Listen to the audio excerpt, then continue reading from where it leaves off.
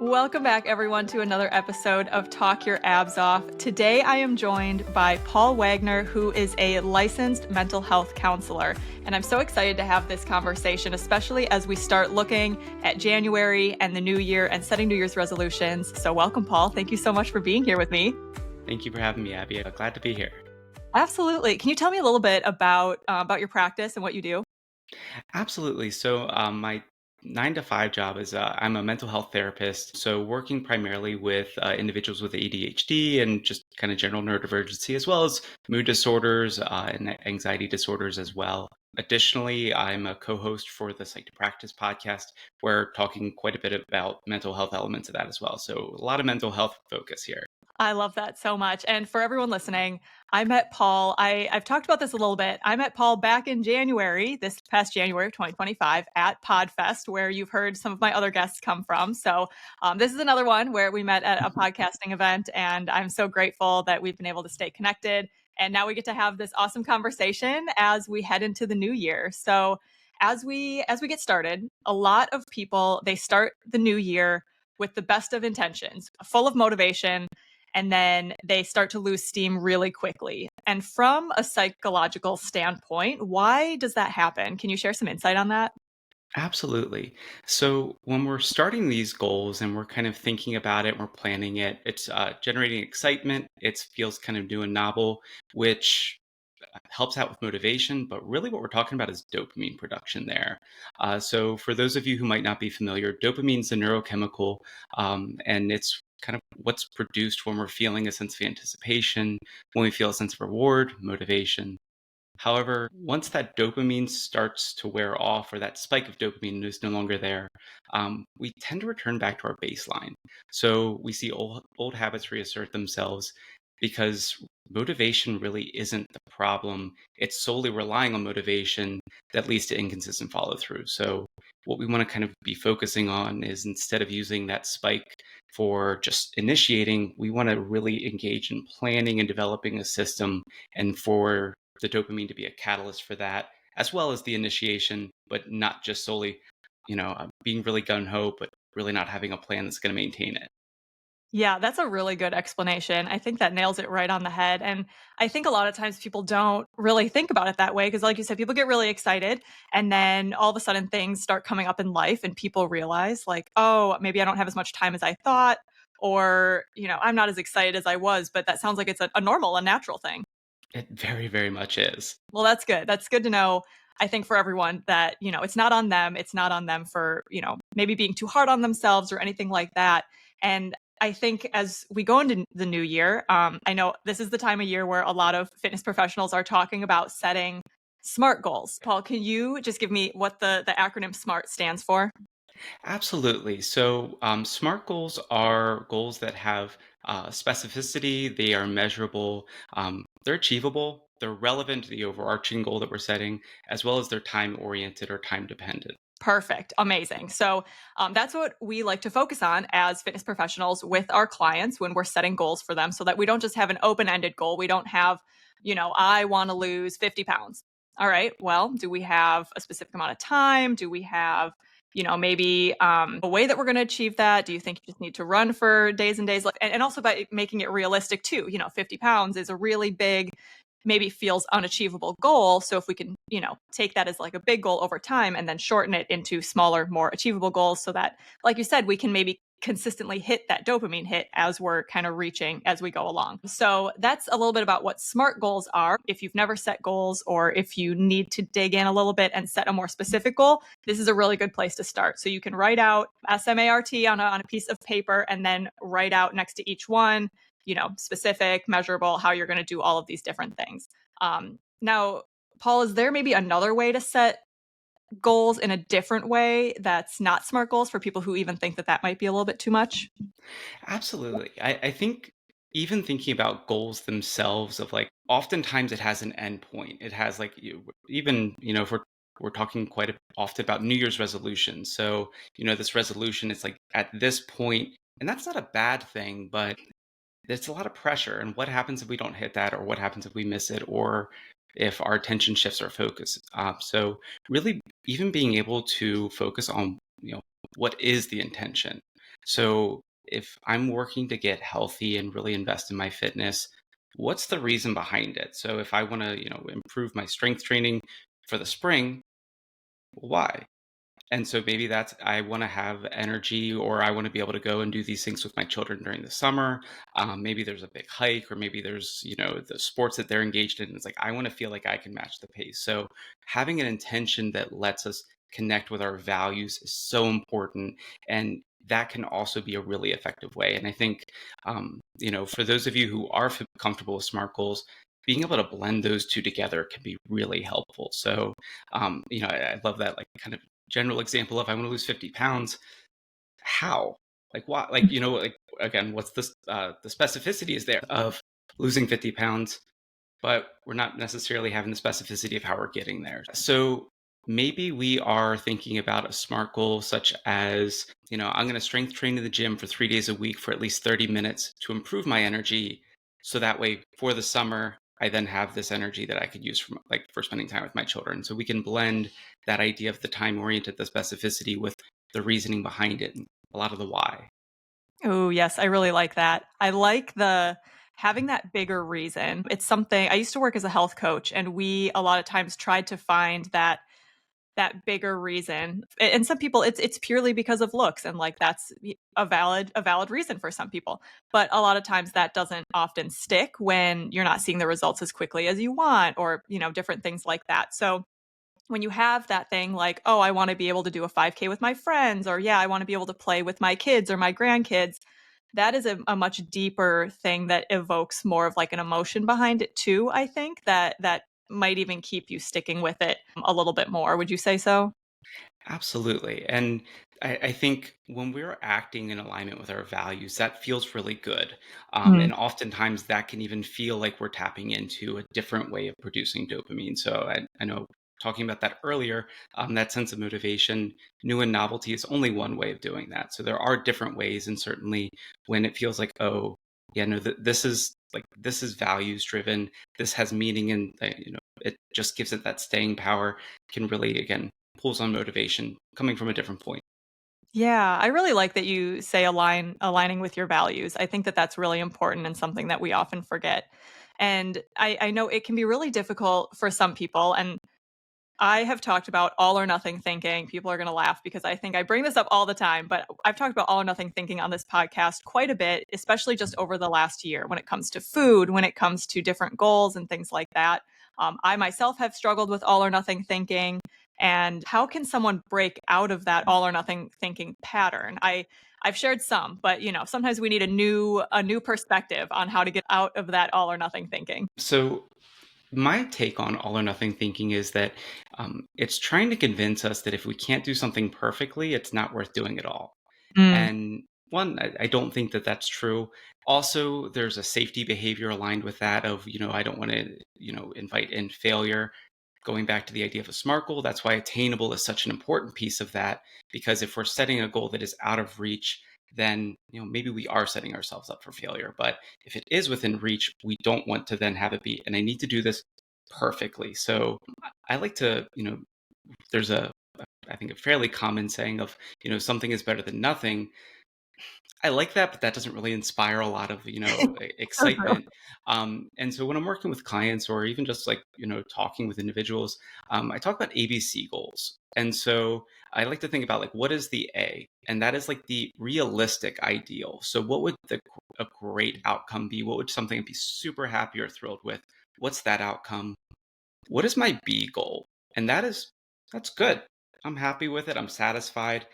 And C is what is good enough. And not good enough is in like it's really not, but I'm just saying it is. But truly, if I'm drawing a line in the sand, what is good enough? And what's really important, I think, is recognizing if we accomplish our C goal, it's still success. And I Yeah. think it's so easy to dismiss that or be like, yeah, but it's just the C. No, it is good enough. It can be okay. We can give ourselves that permission to move forward. So I think it teaches the brain like a different way of approaching this. That progress counts even when it's not perfect, and over time we can really help to reduce shame and improves consistency for us. That's so important, especially around like the guilt and shame of of anything, especially in the fitness industry. I think a lot of people beat themselves up over their fitness goals all the time. And I'm curious, just for my own brain, would you by chance have an example of an A, B, and C goal? Absolutely. So even if I'm going back to that idea, like the SMART goal, so I want to be 3 times a week. I want to work out or do strength training for at least 30 minutes. Maybe that's our B. And so if we can hit those, hey, that feels good. I feel satisfied. When the opportunity presents itself, maybe it's I'm there for an hour instead of 30 minutes, or maybe I'm there for multiple times and 4 or 5 times if there's an opportunity. But maybe our C goal is I went to the gym once this week Mm, and I was only there for 20 minutes, but I showed up. And I yeah. think that can really help out with that. So again, we can really feel a sense of pride when we get to that A, but I don't want that to diminish this idea of like, my goal is to be there. And so even if it's not hitting all of those initial SMART goal pieces, it's still in alignment again with those values. It's I'm there and I'm pursuing this. And, it also gives that, next time I can also work on this to develop even further. Yeah, thank you for sharing that. That's really helpful. And even as a personal trainer, I find myself like, if I don't get to the gym as many times as I think I should be getting to the gym or as I have planned to get to the gym, I'm like, "Oh, crap." Like, I really wish that I could have done more. However, even the days that I did go, there's still a win because I'm still moving my body and I'm still working towards being the healthiest version of myself. And so I think that that really is something to recognize. And I'm very honest with people on my social media. Like, I am a Yeah. personal trainer who also I eat bad on certain days. I miss workouts too. Like, it is a very normal thing. And a lot of times I think on social media, when you see influencers who are just out there every single day uploading content that they're at the gym every day and they're eating perfectly and they look a certain way, it's not attainable or achievable like we would have in our SMART goal. So I think that's a good thing for people to remember as well. And maybe to also jump in a little bit, this not quite the all or nothing thinking, but I think it's a really important piece and it's valuable is the idea of developing systems. And so kind of going back to that initial comment of like when we have dopamine, let's really create a system. And so that's hopefully what's informing our SMART goal, but it's not just the planning stages of that as well. It's within the system, we want to expect setbacks. We want to also kind of say like how do I celebrate small wins built into that, and if I can, can I track progress visually, whether that's visually if I'm looking in the mirror, but also I really like using everyday items that we have. So like if you have a connect 4 board, and so like okay, every time I'm going I'm putting a yellow chip in, and then if there's a day I'm planning on going and I don't, maybe I'm putting a red chip in, so now I have this visual tracker for myself to see what's going on with that. And it's just different ways to activate that focus that's there because we can stimulate dopamine in so many different ways. And again, dopamine is great. I don't want to solely rely on dopamine. Those systems help with kind of filling the gap, but we can generate dopamine with, I like to think, 4 different areas. There are more, but these are just some common ones. So, new and novel experiences, as we said in the top of the show, but also for thinking about the idea of interest. And Mm, interest is where I'll say I work with a lot of ADHD clients, and I like to talk with them about these ideas because dopamine is such a big part. And for interest, it's kind of like, hey, why can you focus on video games for 4 hours, but why does picking up a textbook and looking at it for 5 minutes feel like you're exhausted? yep. And because when we're playing video games, that spike of dopamine is there, we're motivated. And when we're picking up that textbook, we're really relying on this baseline dopamine that's just not there. Mm, But some other ones as well are competition. And that's where some of those visual trackers can come in of like, oh, I'm on a streak now. So if I'm feeling a sense of competition, now does that help to generate a sense of motivation where new and novelty or interest aren't? Or even if it's we're going, with someone to the gym that's on a similar level to us and it's, okay, I want to try to stay on their level, or I want to try to see like, can I go push myself just a little bit? Not in a toxic or like we're being self defeating if we don't, but that little bit of a push can really help to develop dopamine. Last one being urgency. And so urgency is both consequences as well as time dependent. And that's where I think things of like, oh, if I only have a specific time that I'm able to make it, then as it's getting closer to that time, that sense of like, it's the feeling that someone has when procrastination, you're running up to a deadline. It's like, okay, I really got to get going. So again, like all of these other areas can help to stimulate motivation and dopamine. And if we can be aware of that and building that into our systems, I think it makes for a much more successful experience for us. Yeah, that's fantastic. I honestly think I'm wondering if, if you're listening and you're starting to think about your New Year's resolution or your intention for the new year, now over the course of this next month, over the month of December, now is your time to practice with maybe each of those and see if you can find either a system that works or a time in your schedule where that urgency is there. You only have 30 minutes, but it's in your schedule and you know that you can get there. I wonder if this would be a really good opportunity for practice before we get to maybe, let's call it the final exam of January. Now, as Yes. we talk about fitness, especially when we talk about fitness on this podcast, it is sustainable. We don't want it to be a fad. We don't want it to be a trend. So if you try a system and it doesn't work for you, you are not a failure. It just means that that's not the right fit for you. And you still need to find the one thing that is going to stick with you and feel manageable and feel good. Because again, like we talked about, if you're feeling guilty, we don't want that. That's not going to help anybody in this situation.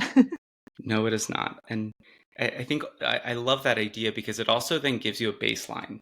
And I Mhm. think again, going back to that idea, like it's not now all or nothing. It's now we have a point of reference that we can build off of, and then we can say, "Ooh, okay, I tried Monday mornings, and I thought that'd be a great time, but no, Mondays are awful. Like I'm just not feeling it off the weekend. Let me try Tuesday." So now we're going in already having some information that's going to let us be just that much more effective versus we're all gun ho and we're forcing it to fit, but then Mondays really don't work. But we didn't really have that time or opportunity to test it out before we really started taking the final exam there. Yeah, absolutely. And even if, because I know the holidays are coming, if you get to January and January is a perfectly good time to try it out too. You have all year. You don't just have the Yes. first 4 weeks of January. It is not a sprint. It is preferably a lifelong endeavor. So we don't need to try and squeeze it all into the first 4 weeks of January. That's how you burn yourself out and get all, Yes. and then it falls apart after that. So now, Paul, we've talked about some of the positive things. And another positive thing that really can help someone is having a strong support system. So let's say you've set your SMART goals, you're on this journey, and you're ready to go, but you need some support from the people around you. How can someone ask for help from family or friends in this situation? I like to first start off with saying like people can't support goals that they know nothing about. So And true. so we can't keep it a secret. We can't kind of hide it. And I think it's really easy. Shame or guilt or like fear and doubt that we're not going to follow through has us not sharing. And like we're just putting a barrier in our way or a speed bump, making it just that much more difficult. So being able to talk about it. I think along with that, we can start small. So start with one or two people that we feel a sense of trust, but that we also feel that we can be direct with. So if it's someone who's saying, I'm trying to stick with going on an evening walk, can I call you once or twice a week while I'm on the walk? And during the call at some point, can you ask me about it? So now we have some specificity. We have kind of like it's not every single time I'm going on the walk. I'm expecting this phone call from a friend, or this friend, like am I burdening this friend? But rather, I'm one or two times, and also really encouraging that feedback of like, and if that's not going to work for you, please don't feel like you're obligated. So we can Mhm. have those conversations that are going to like kind of eat away of like, oh, am I taking up too much of their time? Are they busy? Am I bothering them? By really encouraging that ahead of time, like, please let me know if this isn't going to fit, or if at any point in time it's not a good time, let me know, and that will be okay. So we can give some of that permission ahead to reduce shame or reduce kind of fear later on. I think another way that we can also think about that is being able to share what our intention is. So going back to those values driven pieces. So, if it's getting stronger for the spring or the summer, we can talk about that with friends and family of like, oh, my goal is to go and do this with my children or to be able to run that 5K with my friends. And so now we're building the sense of community where people know not only what our goal is, but the intent behind it, which again pulls on that sense of like that values drive for us.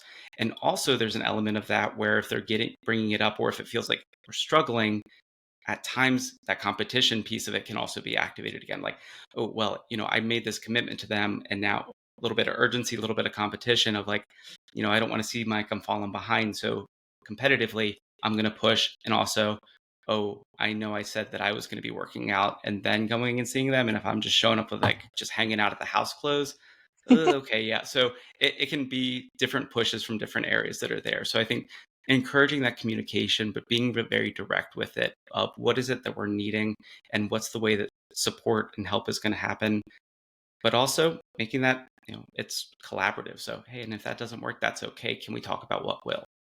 Yeah, absolutely. I love that, and I think it's so important to find that person who will challenge you in that in a way that feels good for you, right? Because I think like a lot of times I'm always hesitant to share something. I always share my goals like on my social media, as especially as a personal trainer. I want my clients, the people who follow me, to know like, yeah, I'm also doing these really hard things. But then I will tell you, like, on days when I don't wanna go out and do the thing that I told them I'm gonna do, I'm like, "Well, crap, like, I told them I was gonna post about it. I need to show them, like, how I'm gonna do it." And it doesn't make me feel guilty, but it is 100% inspiring. But I know that there are maybe people in other people's lives who might almost make you feel guilty. So I think it's also maybe taking a look at the people in your life and saying, "Okay, who's gonna approach this with the most love and compassion while still, keeping me on track with what I wanna do?" Absolutely. We should not be going for support out of obligation to a certain person. They should be that trusted person and feeling like they, they're going to do exactly what we're looking for. They're going to support.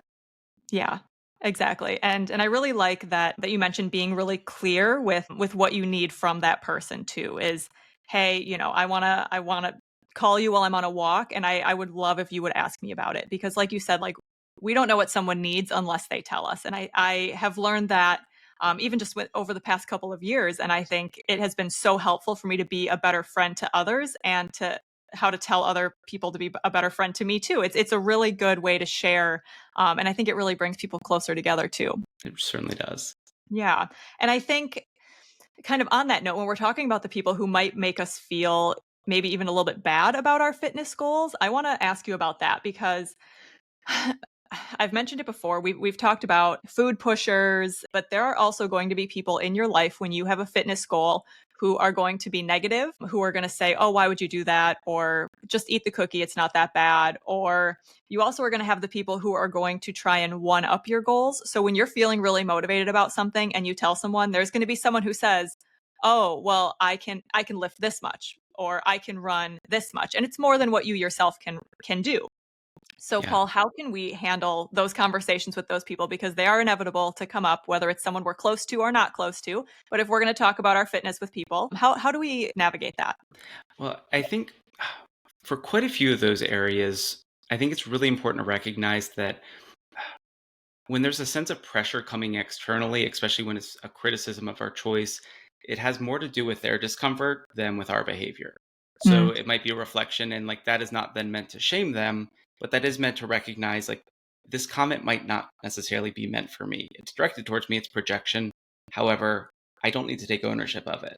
So I think we can set boundaries calmly. And I think oftentimes an initial boundary setting when it's happening the first time really goes a long way. So we don't want to just allow things to build and build and build. And that's when we're feeling like we're addressing it, because then there's such kind of a mountain already that we have to climb. So when it's happening, let's make sure that we're talking about that, and kind of we can set soft boundaries, and then we'll talk a little bit about harder boundaries of, if someone's being that food pusher, that negative Nelly, we can say like, oh, that food looks great, but I'm good for now. That doesn't align with my goals right now. Um, I'm working to eat healthier. We're just pushing back on those pieces. And after we've shared that goal, they're pushing, we're pushing back. And I think a lot of times when, especially they are in our circle, they respect that. There's going to be those that don't, but a boundary setting piece of that is really important. I think if someone's persisting, we can shift the topic or we can actually physically move away. But I think it's really important that the sense of we don't need to justify our own self care or our own self development. And sometimes the healthiest choice is stepping back from the people who don't respect that. Along those lines, like with that, like the people that really are pushing, and this might be more like the one uppers in that sense, if it's becoming an issue, really want to go back and think about assertive communication. So, assertive communication has elements of both aggressive communication as well as passive communication. So, with the passive side, it's aware of the audience, it's kind of mindful of the impact. But with the aggressive, it's very direct and it's clear. So, if it gets to that point, it might be something that we can assertively share. Hey, I don't appreciate it. mm, I've told you no. You keep pushing. I really don't want to hear it. and like we have to be firm. It's not like, we're not cursing them out, we're not going into that, but it's like, hey, this isn't appreciated, this isn't the space, knock it off. Like Yeah. we kind of have to bring out that, like, that tone of voice that it's maybe a little uncomfortable, but that discomfort is really going to be effective. Yeah, absolutely. That as a people pleaser, that makes me so uncomfortable to feel like as you're saying it, I'm internally cringing because I was like, "Oh, if I had to like try and assert my which is something I need to talk about with my therapist when I have therapy next week." That's again, that's something, that I have to do on my own, but I think that's really common for a lot of people. Like it might feel really bad, but it's also a muscle that needs to be practiced, right? So Yeah. if you're finding that you're having a lot of people who are making those comments to you, or one specific person who comments time over time, now's a great time to start getting that practice. And it's probably not going to feel good when Yeah. you first start doing it, but the more you do it, like Paul is saying, the more assertive that you can be. It might Oh, even be like empowering yourself in your own goals to stick to your goals. And now you have this extra tool that you can use in your life with your boundaries as well. I like the boundary conversation. I think it's very important, but I do think it's so hard. But I think you've given a lot of really great examples on how we can practice that, and it's not going to be perfect at first. But I think if someone can just take that step and just make an attempt, because in the long run, it's going to protect you. It's going to protect your peace. So I think that's the most important part. yes. And practice makes perfect. So, even if that's not the first time we're saying it, like in the mirror on the drive to work, or, just like in our head, like as we're approaching that person, like I don't want to just spontaneously be assertive. I want to recognize that there's a need, engage in some preparation. Maybe we have a SMART goal for assertiveness, and then being able to set I that. love it. Another smart goal. Just start stacking them up. I love it. Yeah.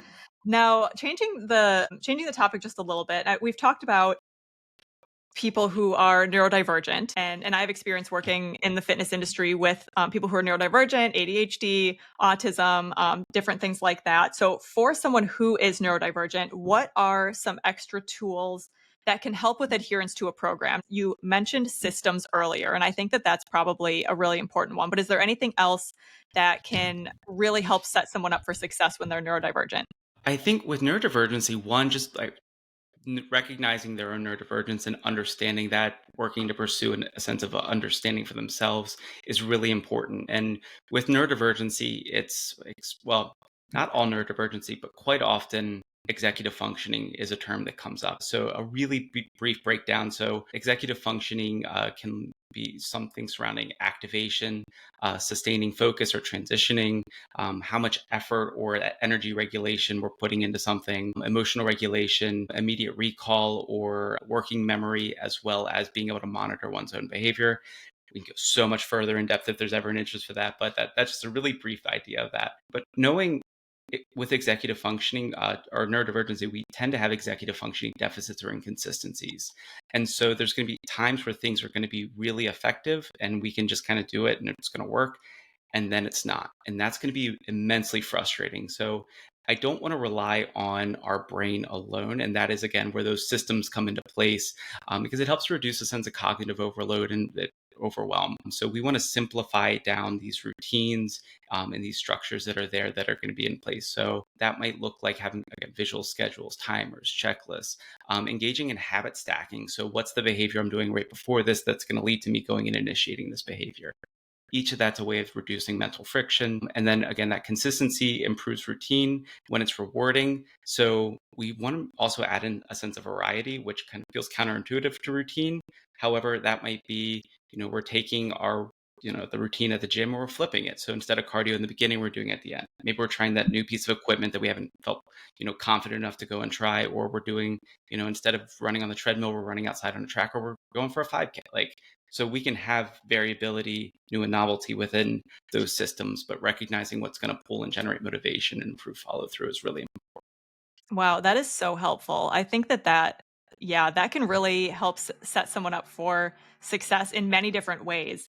And I think that you bring up so many good and helpful tools for people who are neurodivergent. And what would you say is like maybe if someone right now doesn't have a fitness routine and they really want to start, what is maybe one of those things that they can try to see if it'll work for them so that they can maybe start building that routine and stick with it?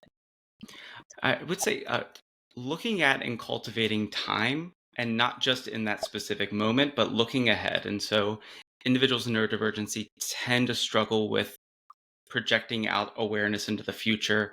And so we want to, again, awareness of that pattern is helpful. So let's sit down and let's look at, okay, over the next 3 months, what does my schedule look like? Is it consistent and is it all over the place? Where am I going to find the time? And not just the time itself for those, 30 minutes in the gym or the hour in the gym. What does my travel there look like? What do I need to do to get ready at home beforehand? And also, well, what's going to follow that? Like, do I need to go home and get a shower and get a change of clothes? Is it like, oh, I have like, yard work, so it doesn't really matter. So we just being aware of what's coming up and being able to also book it like an appointment. There's so Mm. many individuals I work with where it's like, oh, I didn't follow through with this. I didn't follow through this. I didn't follow through with this. Yet they haven't missed a single therapy session. I'm like, Mm. why? What's on my calendar? It's like, okay, well, let's put those things in our calendar as well. And let's Yeah. time block. Let's, again, put cues and reminders there. So I think engaging in a really effective calendar system, looking ahead and planning in chunks. Doesn't have to be for the entirety of the year. It doesn't have to be for 3 months. Let's just look at the next week. What does that Yeah. look like? And then week by week, we're building off of that. I love that. That is such a good idea. And honestly, what I do with a lot of my clients, so some of my clients are in person and some of them are virtual. And I use an app that it schedules their workouts through the app. It sends it on specific days that I know that they have the time and the availability. And now, we've been doing it for months to years at this point, and they know that on Fridays, they're doing this workout and they know what time they're going to the gym. Maybe it changes if their schedule changes, but I think that's a really good example of what you're talking about. And something else too that this app does that I think might help people who are neurodivergent, specifically ADHD, is and you can do this with any app, but if you like click and hold the app, this is at least for iPhones, and you can turn it into a bigger widget. So it's not just a little icon, it's a big widget. And in that widget, you can see what you have scheduled to do in the day through the app, whether it's track your food, weigh yourself, whatever your workout is. And so I always recommend them to put it front and center on their homepage so that they can see it and then, kind of go from there. And that has been really helpful. That's something that I learned maybe a few months ago. And I was like, I think that having it front and center, but also scheduled, like you're talking about, can be really important. So it's making sure it's right in front of your face, and yeah, that you have to see it, you have to look at it, and that might motivate you to get going with it.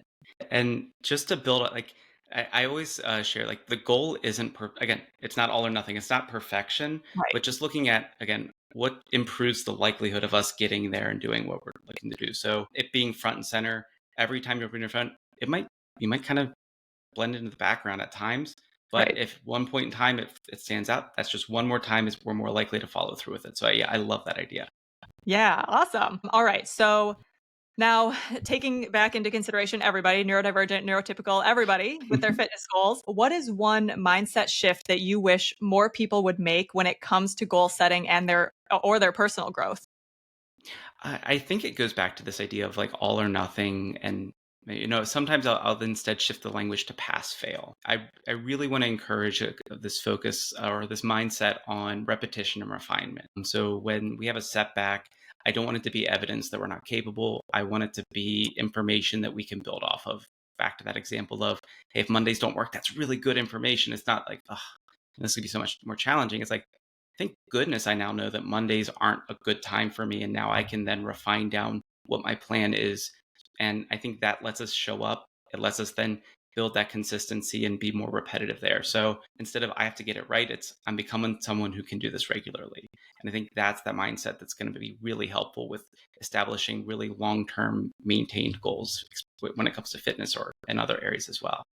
Yeah, that's so good. And I really like how you're talking about, like, it's not a failure, and I've talked about this here before. It's not failure. Like you're saying, it's a data point. And here on this podcast, we love data. We love science, and we love knowing what works and doesn't work if it's a data point. That's why we weigh ourselves. That's why we track our food, all these different things. So I think that is absolutely brilliant, and is can be helpful both in fitness and with people's personal goals too. Like you said, it's not a failure. You're always learning something about yourself, and by failing, you're actually growing. So I think that's Yes. wonderful.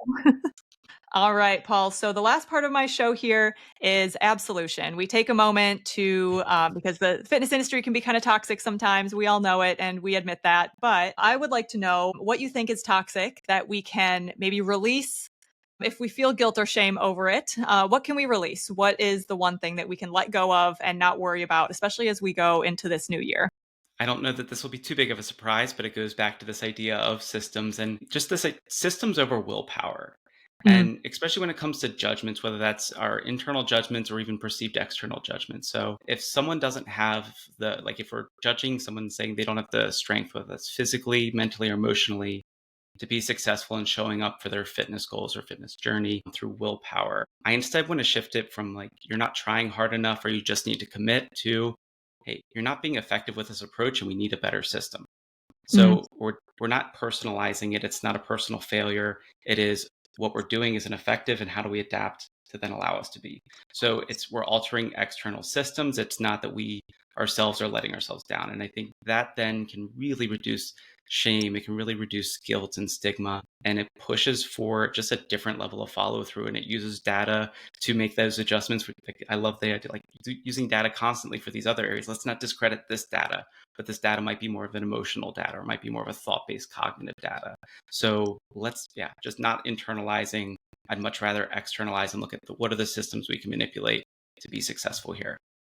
Yeah, what a great absolution to end the year with. I think that is so good. What a great way to end the year, and especially to start setting ourselves up for success in the new year. Paul, this was so good. This was so incredibly helpful.